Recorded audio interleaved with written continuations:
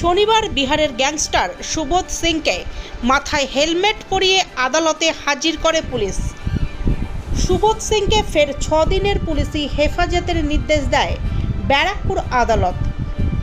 সুবোধ সিংকে আদালতে আনা থেকে শুরু করে নিয়ে যাওয়া পর্যন্ত দূরবীন দিয়ে সমস্ত গতিবিধি নজরদারি চালানো হলো পুলিশের পক্ষ থেকে।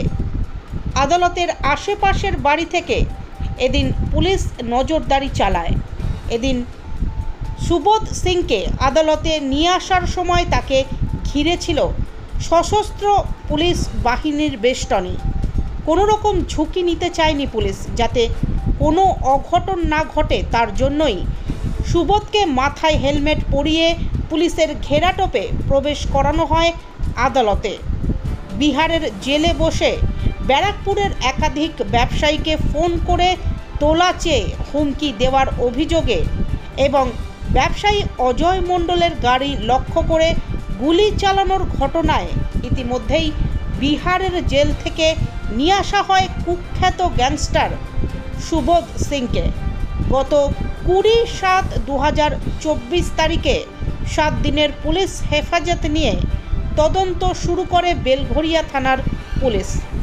সেই 7 দিন শেষে শনিবার ফের কঠোর নিরাপত্তার মধ্য দিয়ে সুবোধ সিংকে ফের ব্যারাকপুর আদালতে তোলা হলো বেলঘরিয়া থানার পুলিশের পক্ষ থেকে।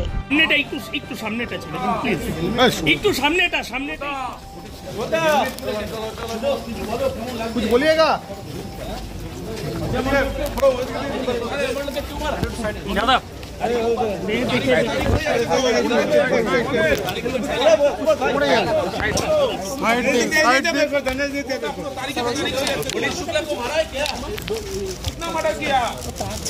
सुपारी कितना दिया है?